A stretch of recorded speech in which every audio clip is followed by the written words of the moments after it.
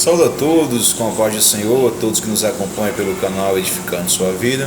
De aqui vos fala o irmão Anderson. Hoje eu quero trazer uma breve reflexão da Palavra de Deus, baseado num texto de Mateus capítulo 1, versículo 16 e 17, que diz assim, versículo 16: E Jacó gerou a José, marido de Maria, da qual nasceu Jesus, que se chama o Cristo. Versículo 17: De sorte que todas as gerações, desde Abraão até Davi, são 14 gerações. E desde Davi até a deportação para a Babilônia, 14 gerações. E desde a deportação para a Babilônia até Cristo, 14 gerações. Confesso que nunca vi ninguém pregando sobre genealogias, nem mesmo a de Jesus. A maioria dos crentes tem a mania de passar por cima de genealogias porque acham uma leitura chata. Tá lendo o nome daquelas pessoas, às vezes nomes até difíceis, né? E então as pessoas acham que aquilo ali não tem assunto para nós analisarmos, para nós estudarmos, né? Mas acontece que se está na Bíblia, por que é importante? Na Bíblia não existe partes que são desnecessárias. Toda parte da Bíblia nos traz aprendizados para nós colocarmos em prática em nossa vida e apresentarmos para outras pessoas, para que também essas pessoas a qual nós apresentamos o assunto possam também colocar em prática em suas vidas. Então, a genealogia de Jesus é algo bem interessante para se estudar. Primeiro, Mateus, por exemplo, ele escreve esse evangelho, lembrando que o evangelho não é de Mateus. Tem muito pregador que fala assim, vamos ler no evangelho de Mateus. Não, irmãos, o evangelho não é de Mateus. O evangelho é de Jesus. Mateus não tem evangelho, João, Lucas, Marcos, nenhum desses tem evangelho. O evangelho é de Jesus. Eles apenas escreveram aquilo que Jesus fez e as palavras de Jesus. Por isso que nas Bíblias está escrito, e um pregador bem informado sempre vai começar dizendo: o Evangelho de Jesus, segundo escreveu Mateus, segundo escreveu João, segundo escreveu Lucas, ou segundo escreveu Marcos. Então, Mateus ele escreve esse Evangelho de Jesus para a comunidade judaica, para judeus crentes. Por isso que no Evangelho segundo escreveu Mateus, existem tantas referências a profecias. Basicamente, muitas coisas que acontecem com Jesus, Mateus sempre coloca para se cumprir o que foi dito pelo profeta tal, para que se cumprir o que foi dito em tal. Porque o judeu ele era muito apegado a essas profecias relacionadas ao Cristo, né? Porque um bom judeu sempre estava de olho na lei mosaica e nas promessas de Deus. E um bom judeu sempre aceitava somente aquilo que estava corroborado dentro das escrituras judaicas. Por isso, tanta referência afirmando que o fato de Jesus ser o Cristo tinha embasamento doutrinário e bíblico, né?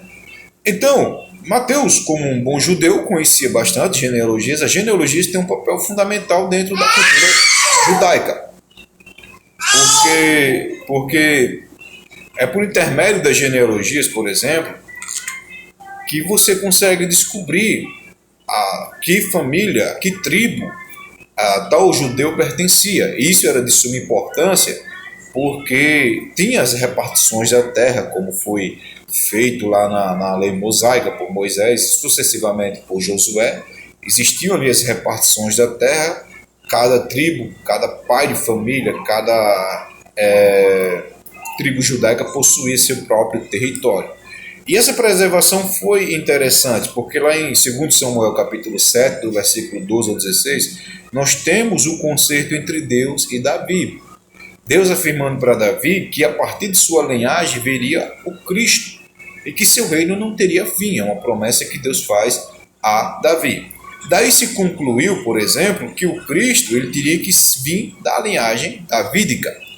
Como saberíamos que o Cristo veio da linhagem davídica se não tivesse permanecido dentro da cultura judaica as genealogias? Por isso que é de suma importância a genealogia, principalmente o papel do sacerdote Esdras, né, que escreveu os livros das crônicas e o seu próprio livro, que tem por seu nome Esdras, né? Ele consegue, né, trazer toda aquela genealogia pós-exílica pós o exílio na Babilônia, e onde surgiu ali, onde a maioria dos judeus que retornaram foram da tribo de Judá, por isso que hoje os judeus são conhecidos como esse nome, né, judeus. Antigamente eles eram conhecidos como israelitas, né, e mais atrás ainda como hebreus, e ficaram conhecidos como judeus porque a maioria das pessoas que vieram do cativeiro babilônico, né, era da tribo de Judá, por isso conhecido como judeus. Então a genealogia é importante. Então o primeiro ponto nessa mensagem Mateus ele prova para os judeus que Jesus Cristo ele era da linhagem de Davi. José era descendente de Davi. Embora que José não fosse o pai biológico de Jesus, ele era o pai adotivo, mas isso contava porque ele era da descendência de Davi. A mãe de Jesus, Maria, era também da descendência de Davi, de acordo com a genealogia de Lucas 4, que é um pouco diferente e muitas pessoas se confundem, porque existem contradições entre as genealogias. A resposta é simples, que a genealogia de Mateus 1 é a genealogia a partir do pai adotivo de Jesus, José. E a genealogia de Lucas 3, na verdade, né, não é 4, é o capítulo 3, é a partir de Maria, mãe de Jesus. O porém mas por que fala aqui lá o nome de José e não de Maria? Porque dentro da cultura judaica não existia genealogias de mulheres, apenas dos homens. Por isso que o autor coloca o nome de José ao invés de Maria. Mas vamos lá. Então Mateus prova que Jesus é da linhagem de Davi. Por isso que ele vai dizer, né? Vai traçar toda essa genealogia e vai trazer no versículo 17 as deportações, as gerações, afirmando que Jesus é da linhagem de Davi. Esse é o primeiro ponto, Jesus, filho de Davi. O segundo ponto, dentro dessa mensagem, é que nessa genealogia de Jesus, por exemplo, é um fato bem interessante para muitos que acham que a Bíblia é machista, né, como as feministas e alguns pregadores progressistas, né, que dentro dessa genealogia de Jesus nós tivemos mulheres importantes. Mulheres importantes dentro dessa genealogia de Jesus. Nós tivemos, por exemplo, Tamar, Batseba, Raabe e Ruth, 4 mulheres. Isso nos mostrando como Deus ele age. Como Deus ele age. Deus também ele tem uma preferência em usar mulheres em seus planos. O maior plano da humanidade que Deus criou foi a redenção. Foi Jesus vir à terra como homem e morrer pelos nossos pecados. E dentro deste plano, lógico, a mulher teve um papel fundamental. Até porque todos os homens nascem de mulheres, obviamente. Então, além dessas 4 mulheres, nós temos o próprio papel de Maria, uma moça virgem de Israel, que aceita o plano de Deus. Deus não obrigou Maria ao plano dele. Deus ele não corrigiu Maria a fazer aquilo, mas simplesmente ela aceitou. Ela disse: faça-se em mim a tua vontade. Ou seja, a importância das mulheres no ministério de Cristo, né? Mesmo antes, com essas mulheres que eu citei, como Maria, que era sua própria mãe, e ensinou a Jesus muito bem quando ele era criança, né? Como também seu próprio ministério terrestre. Muitas mulheres acompanhavam Jesus e o ajudavam financeiramente em seu ministério terrestre enquanto ele esteve aqui nesta terra, corroborando o quão importante é o papel das mulheres na obra de Deus. Outro ponto, para não ficarmos tão longo, por exemplo, são características peculiares de algumas pessoas que estão aqui presentes nessa genealogia. Por exemplo, você tem Tamar, que se deitou com o próprio sogro Judá, né? Você tem Raabe, que era uma meretriz, depois ela se converte ao Deus de Israel, né? Você tem Ruth, que era uma moabita, que tem os seus deuses, mas tem uma história muito bonita, quando ela se converte a Deus, né, que ela segue Noemi e fala que o Deus de Noemi vai ser o Deus dela. Isso são pontos importantes, porque essas mulheres e outras pessoas que tem durante a genealogia, nos demonstrando, quando essas mulheres e essas pessoas fazem parte desse grande plano de Deus de redenção, nos mostra que Deus ele é um ser imparcial.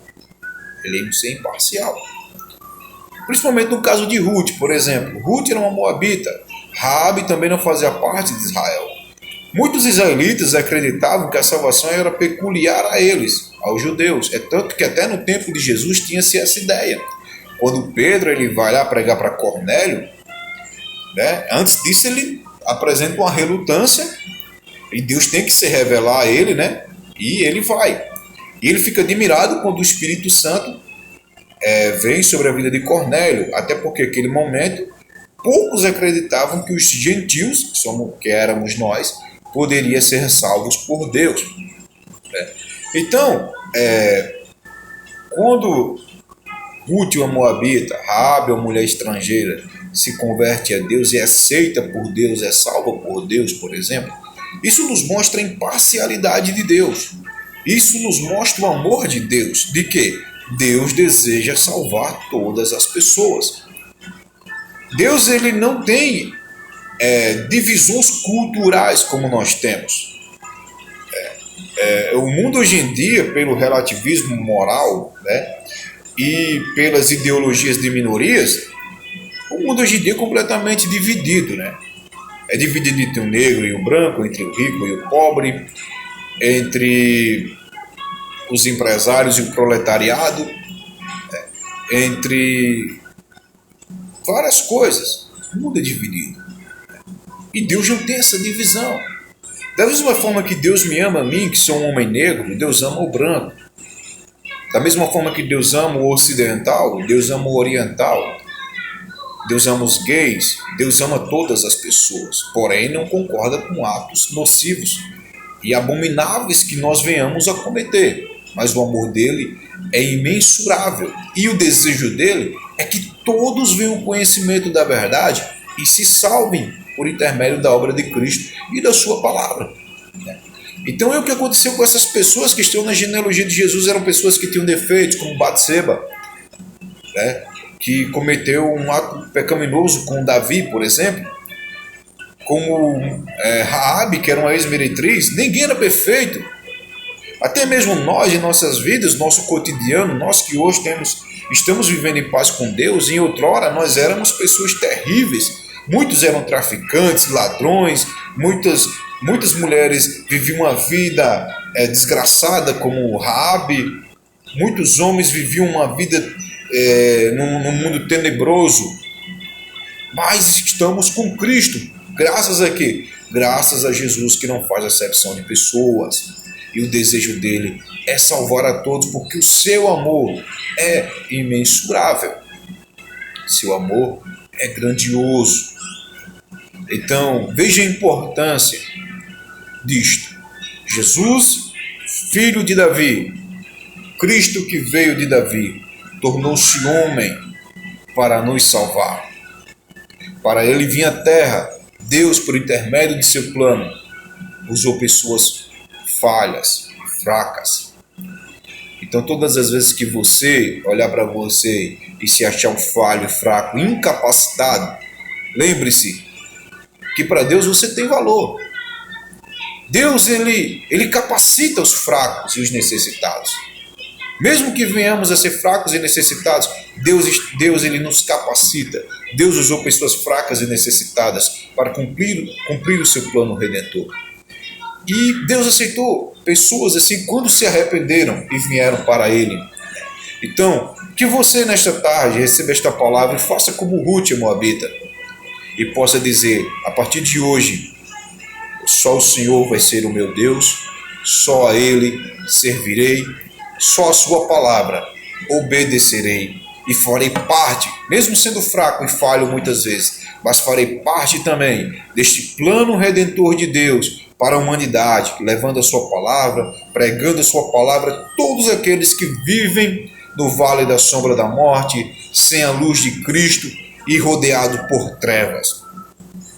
Diga isso, diga assim, vou mudar de vida, vou aceitar Jesus e mudar de vida, vou deixar de ser quem eu sou e de viver da maneira que eu vivo para ser um filho de Deus e viver de uma forma digna e maravilhosamente perfeita e agradável na presença de Deus, para que a minha alma possa ter paz e alegria verdadeira. Então que Deus te abençoe e te guarde, que você possa ser edificado por esta mensagem de Deus para a tua vida, em nome de Jesus. Amém.